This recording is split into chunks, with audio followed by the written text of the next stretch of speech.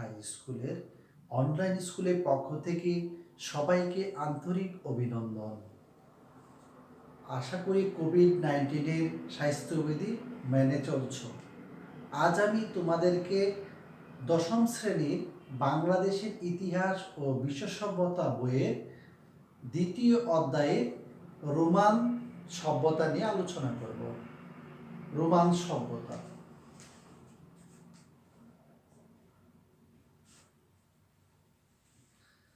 মানুষ প্রথম দিকে জঙ্গলে ঘুরে বেড়াতো খাদ্যের অন্বেষণে।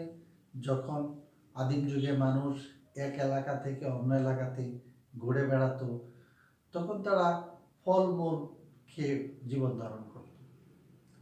একসময় তারা পাথর আবিষ্কার করে এবং এই পাথর দিয়ে তারা হাতিয়ার তৈরি করে পশু শিকার করে। এইভাবেই তারা সভ্যতার সূচনা হয়েছিল। আজ আমি তোমাদেরকে রোমান সভ্যতা নিয়ে আলোচনা করব। গ্রিসের সভ্যতার অবসানের আগে ইতালিতে টাইবার নদীর তীরে একটি বিশাল সাম্রাজ্য ও সভ্যতা গড়ে ওঠে। রোমকে কেন্দ্র করে গড়ে ওঠা এই সভ্যতা রোমান সভ্যতা নামে পরিচিত। প্রথম দিকে রোম একজন রাজার শাসনাধীন ছিল। এ সময় একটি সভা ও সিনেট ছিল। রাজা স্বৈরাচারী হয়ে উঠলে তাকে ক্ষমতা থেকে সরিয়ে 510 খ্রিস্টপূর্বাব্দ রোমে একটি প্রজাতন্ত্র প্রতিষ্ঠিত হয়। রোমান সভ্যতা প্রায় 600 বছর স্থায়ী ছিল।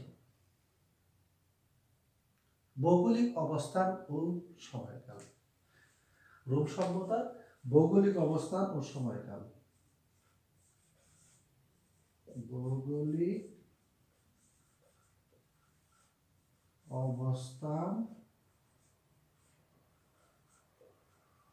ও সময়কাল।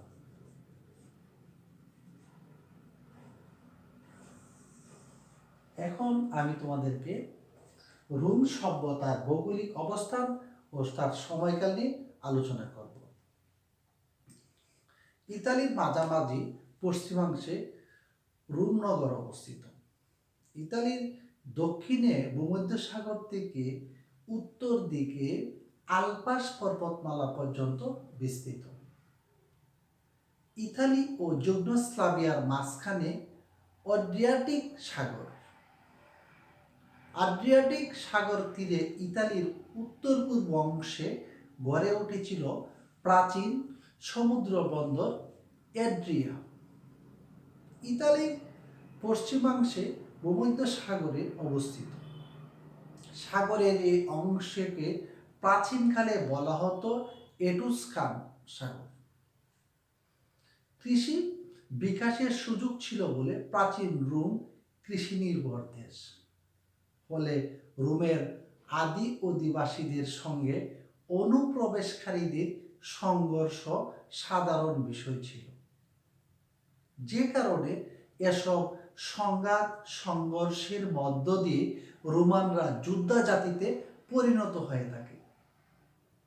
রোমান ইতিহাস পর্যালোচনা করলে দেখা যায় যে নানা উত্থান পতন, ঘাত প্রতিঘাতের মধ্য দিয়েই 753 খ্রিস্টপূর্বাব্দে রোম নগরী প্রতিষ্ঠিত হয় এবং 476 খ্রিস্টাব্দে জার্মান বর্বর জাতিগুলোর হাতে রোমান সাম্রাজ্য চূড়ান্ত পতন হয়।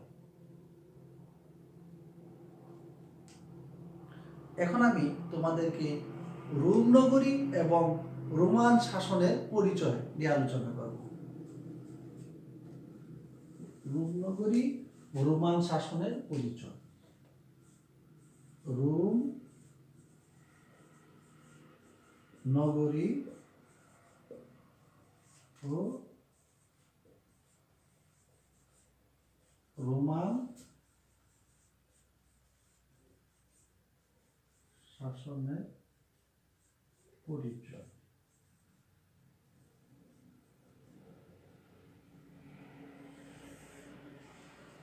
রোমান সভ্যতায় রোম নগরী ও রোমান শাসনের যে পরিচয়।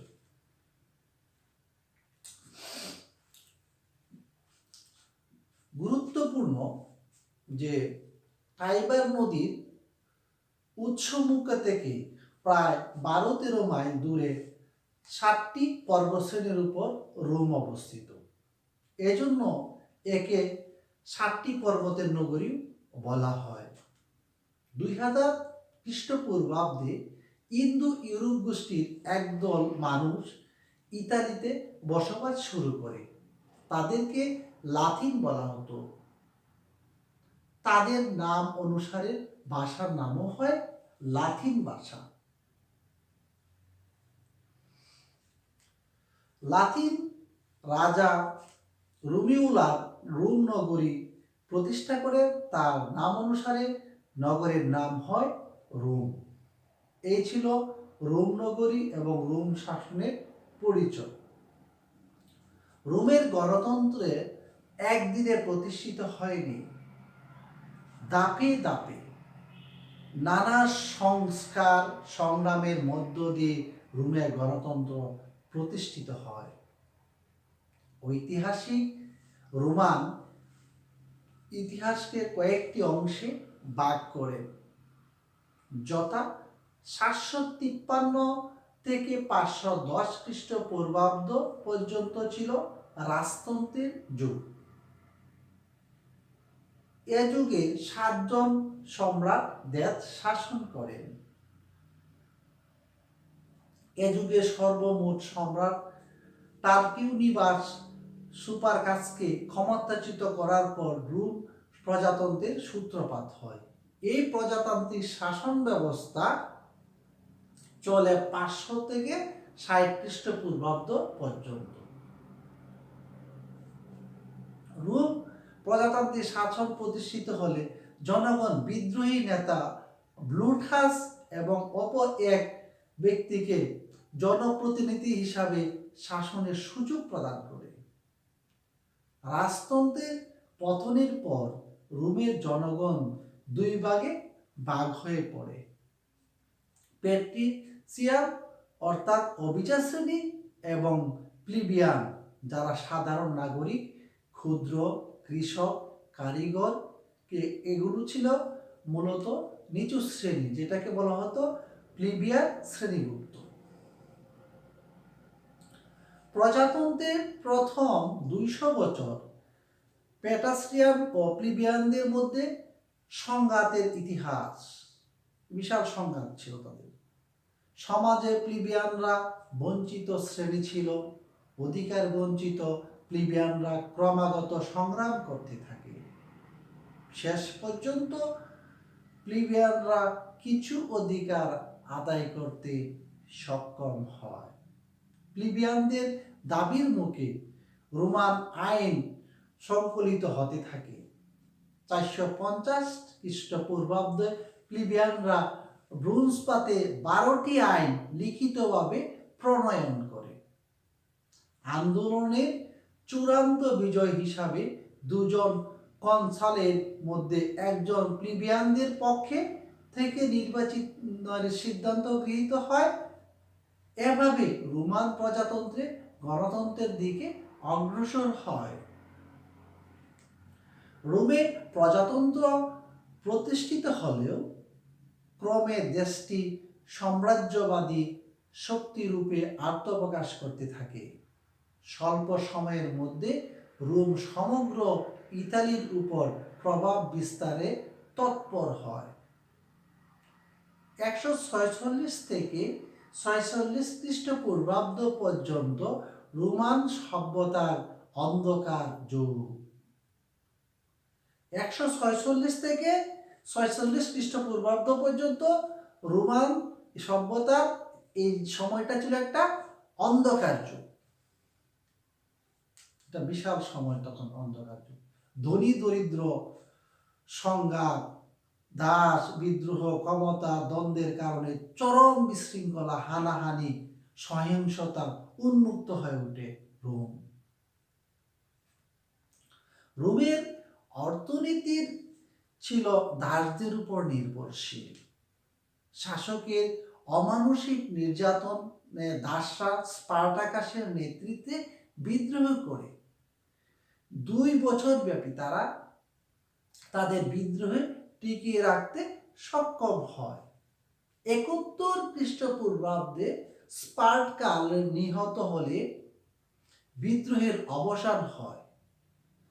চরম নির্যাতন নেমে আসে দাসদের উপর।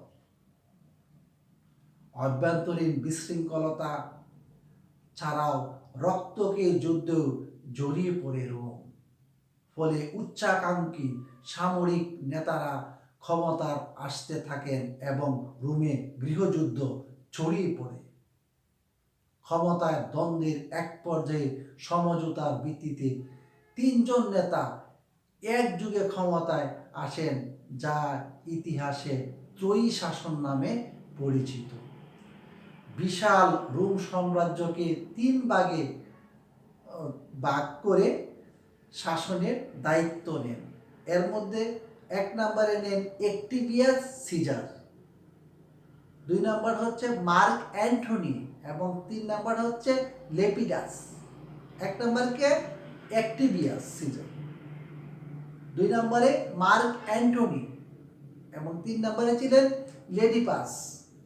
এই 3 জনে তাদের ওই রোমের শাসনের দায়িত্বটা, যে বিশাল যে রোম সাম্রাজ্য, এটা শাসনের দায়িত্বটা তারা নেন। লেপিডাসের দায়িত্বে ছিল আফ্রিকার প্রদেশসমূহ। অ্যাক্টিভিয়াস সিজারের দায়িত্ব ছিল ইতালিয়ান সাম্রাজ্যের পশ্চিম অংশ এবং অ্যান্টনির দায়িত্ব ছিল পূর্ব অঞ্চল। তবে 3 জনের শাসন বেশি দিন স্থায়ী ছিল না, কারণ প্রত্যেকের আকাঙ্ক্ষা ছিল রোমের একত্র আধিপত্য ও সম্রাট হওয়া। ফলে খুব শীঘ্রই আবার ক্ষমতার লড়াই শুরু হয়। অ্যাক্টিভিয়ান সিজার পরাজিত করে লেপিডাসকে। এদিকে মার্ক অ্যান্টনি মিশরের রাজকন্যা কিউপ্রেট্রিকে বিয়ে করে তার শক্তি বৃদ্ধি করেন, কিন্তু অ্যাক্টিভিয়াস সিজারের সঙ্গে ক্ষমতার দ্বন্দ্বে পরাজিত হন। ইতিহাসে তিনি এই নামে বিশেষ করে যে 14 খ্রিস্টাব্দে যে আগস্টের যে সিজারের তার মৃত্যু হয়, তার সময়ে সবচেয়ে উল্লেখযোগ্য ঘটনা যীশুখ্রিস্টের জন্ম। আগাস্টান সিজারের মৃত্যুর পর রোম আবার বিশৃঙ্খলা দেখা দেয়। বিদেশি আক্রমণ, বিশেষ করে জার্মানের বর্বর গোত্রগুলোর মধ্যে একটা আক্রমণে আরো তীব্র ধারণ করে। তাছাড়া অভ্যন্তরীণ ক্ষমতার কুন্দলের কারণে রোমানদের শক্তির ক্ষয় হতে থাকে। রোমের শেষ সম্রাট রোমিউলাস অ্যাক্টিভাসের জার্মান বর্বর গোত্রের তীব্র আক্রমণ করতে ব্যর্থ হয়। ফলে 476 খ্রিস্টাব্দে রোম সাম্রাজ্যের চূড়ান্ত পতন ঘটে। ইতিহাসে খ্রিস্ট ধর্মের অগ্রযাত্রা শুরু হয় এবং জার্মানিদের উত্থান ঘটে। এখন আমি তোমাদের সভ্যতায় রোমের অবদান নিয়ে আলোচনা করব। সভ্যতায় রোমের অবদান।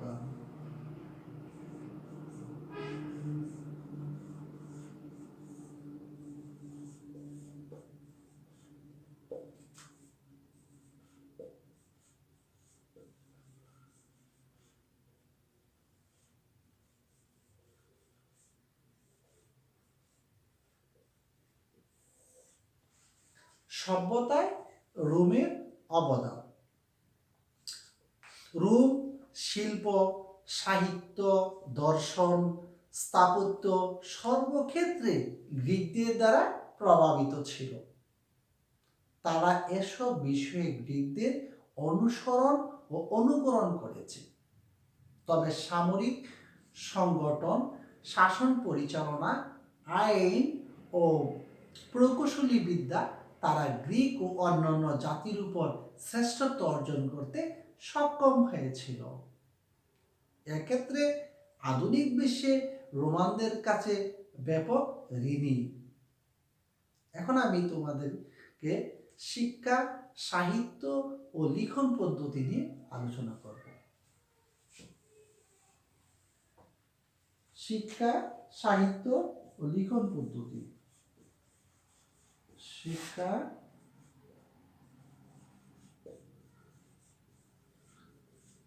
সাহিত্য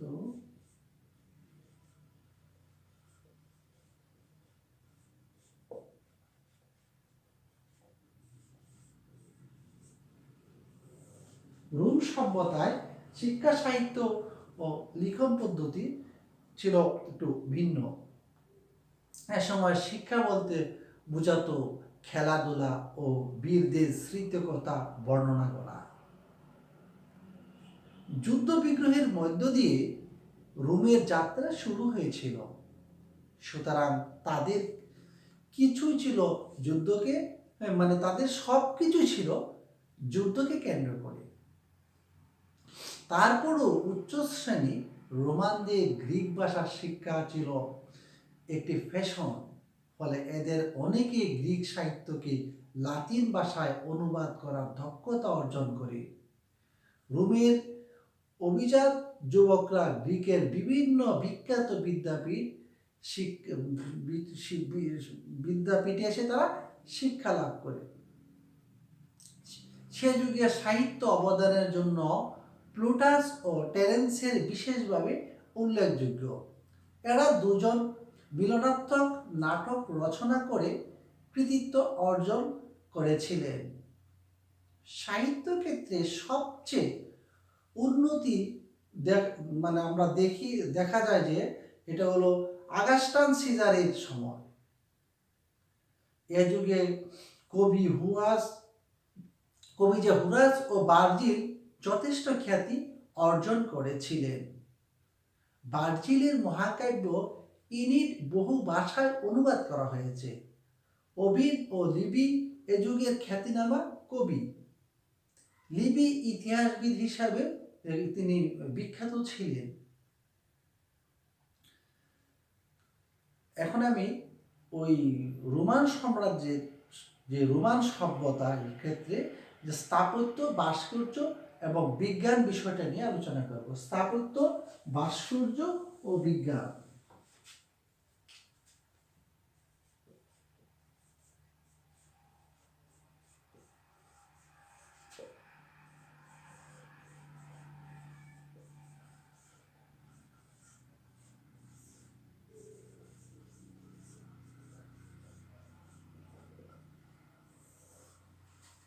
স্থাপত্য, ভাস্কর্য ও বিজ্ঞান।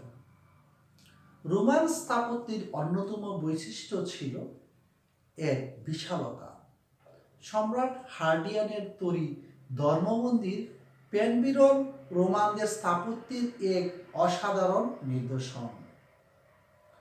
80 খ্রিস্টাব্দ রোমান সম্রাট টিটাস কর্তৃক নির্মিত কলোসিয়াম নাট্যশালা নির্মিত হয়,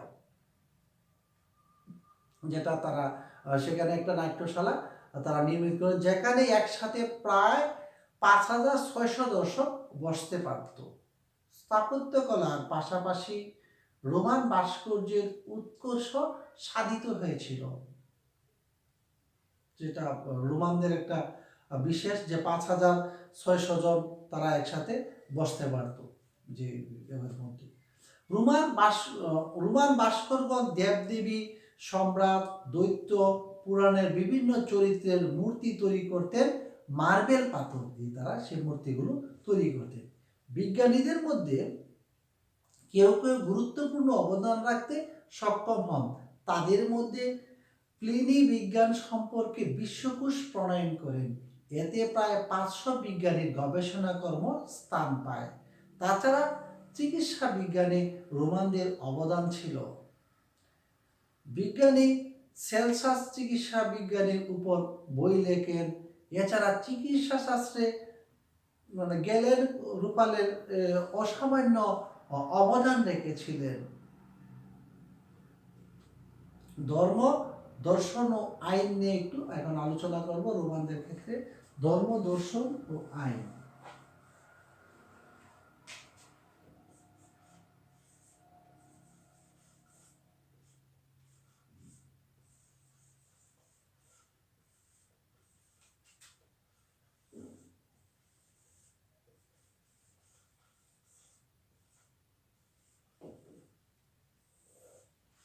ধর্ম, দর্শন ও আইন। রোমানরা ধর্মীয় ক্ষেত্রে গ্রিকদের দ্বারা প্রভাবিত ছিল অনেক দিন। মানে অনেকেই যে এই দেবদেবীর নাম পরিবর্তন হয়ে রোমানদের দেবদেবী হয়েছে, যে মানে গ্রিকদের যে দেবদেবীর নাম পরিবর্তন হয়ে রোমানদের সেই দেবদেবী হয়েছে। সেটা রোমানদের অন্যতম প্রধান দেবদেবী ছিল যেটা জুপিটার। অন্যান্য গুরুত্বপূর্ণ দেবদেবী হচ্ছে Juno, Neptune, Mars, বালকান, venous, Minerva, baker's ইত্যাদি। রোমান দেবদেবীর প্রধান পুরোহিত ছিলেন যারা তারা ধর্মীয় অনুষ্ঠান, আচার অনুষ্ঠান পরিচালনা করতেন। তবে রোমানদের পরকালের প্রতি বিশ্বাস ছিল না। আগাস্টাস সিজারের সময় থেকে ঈশ্বর হিসাবে সম্রাটকে পূজা করার রীতি চালু হয়। উল্লেখ্য, এ সময় খ্রিস্ট ধর্মের প্রবর্তনে যীশুখ্রিস্টের জন্ম হয়। পরবর্তীকালে রোমান ধর্মের পাশাপাশি খ্রিস্ট ধর্ম বিস্তার লাভ করতে থাকে। অনেক রোমান এই ধর্মে দীক্ষা গ্রহণ করে। এতে সম্রাট ক্ষুব্ধ হন, কারণ খ্রিস্ট ধর্মের অনুশাসন মেনে চলতে গেলে সম্রাটকে আর ঈশ্বরের মতো পূজা করা যায় না। ফলে রোমান সম্রাটরা এই ধর্ম প্রচার বন্ধ করে দেন এবং খ্রিস্ট ধর্ম গ্রহণকারী রোমানদের উপর নির্যাতন শুরু করেন। কিন্তু সম্রাট কি খ্রিস্ট ধর্ম গ্রহণ করেন? এই ধর্মকে রোমানকে মানে সরকারি ধর্ম হিসাবে পালন করা হতো। অনেকেই মনে করেন যে মানে রোমীয় দর্শন গ্রিক দর্শনের উপর ভিত্তি করে গড়ে উঠেছিল। তবু রোমান দর্শক শিশুরা লুস্টেক্রিস খ্রিস্টপূর্ব 58 থেকে 55 পর্যন্ত তাদের সুচিন্তার দার্শনিক মতবাদের দ্বারা অবদান রাখতে সক্ষম হয়েছিল। রুবে স্টোইকবাদী মানে দর্শন যথেষ্ট জনপ্রিয় ছিল। 140 খ্রিস্টপূর্বাব্দে রোডস দ্বীপের পেটেনিয়াস এ মতবাদ রোমে প্রথম প্রচার করেন। তাই আমি আজকে যে তোমাদেরকে এই রোম সভ্যতা নিয়ে আমি আলোচনা করেছিলাম, এর মধ্যে বেশ কিছু বিষয় ছিল যেটা রোমের সভ্যতার মধ্যে শিক্ষা, সাহিত্য আসছে, লিখন পদ্ধতি, তার সভ্যতায় এই যে রোমের অবদান, তারপর স্থাপত্য, রোমের স্থাপত্য, ভাস্কর্য এবং বিজ্ঞান এবং দর্শন, ধর্ম, আইন, এগুলো রোম সভ্যতার ক্ষেত্রে যে একটি অবদান রেখেছিল, এটাই ছিল আজকের আলোচনা। এখন আমি তোমাদেরকে একটি বাড়ির কাজ দেব।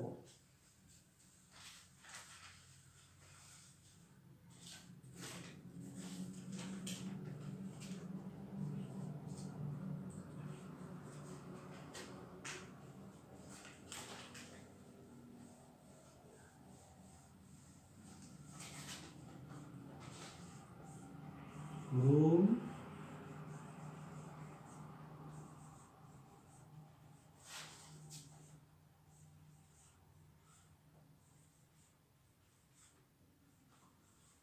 বর্ণনা করতে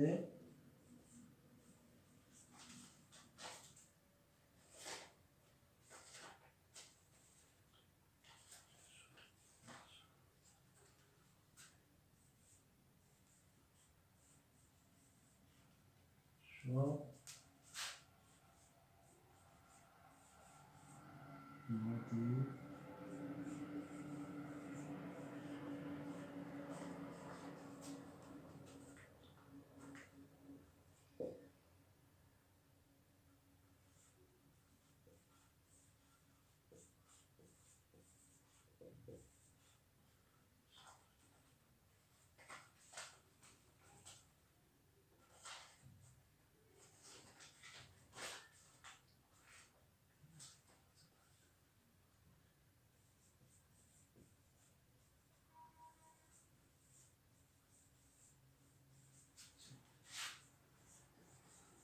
তার একটি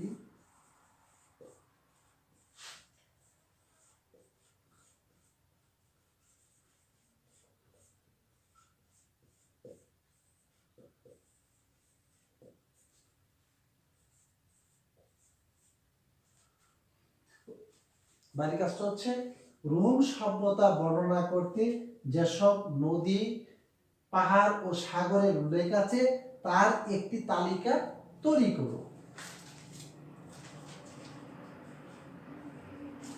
আরেকটা কাজ আছে, এটা দিচ্ছি, রোমে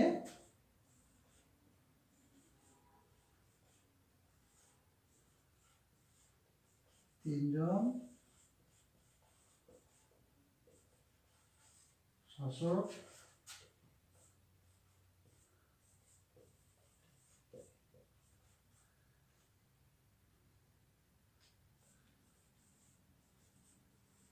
রোমের তিনজন শাসক টেকে করো। লাস্টে আছে কোন রাজা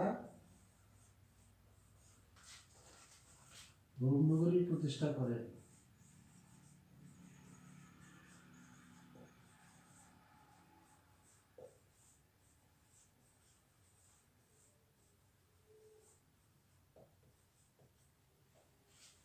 এইটাই ছিল বাড়ির কাজ। আবারও রাজা জিসি হাই স্কুলের পক্ষ থেকে সবাইকে ধন্যবাদ। আশা করি কোভিড-19-এর স্বাস্থ্যবিধি সবাই মেনে চলবে এবং সবসময় পরিষ্কার পরিচ্ছন্ন থাকবে, বাসায় নিয়মিত লেখাপড়া করবে। সবাইকে আবারও ধন্যবাদ জানিয়ে এইখানে শেষ করছি। আসসালামু আলাইকুম।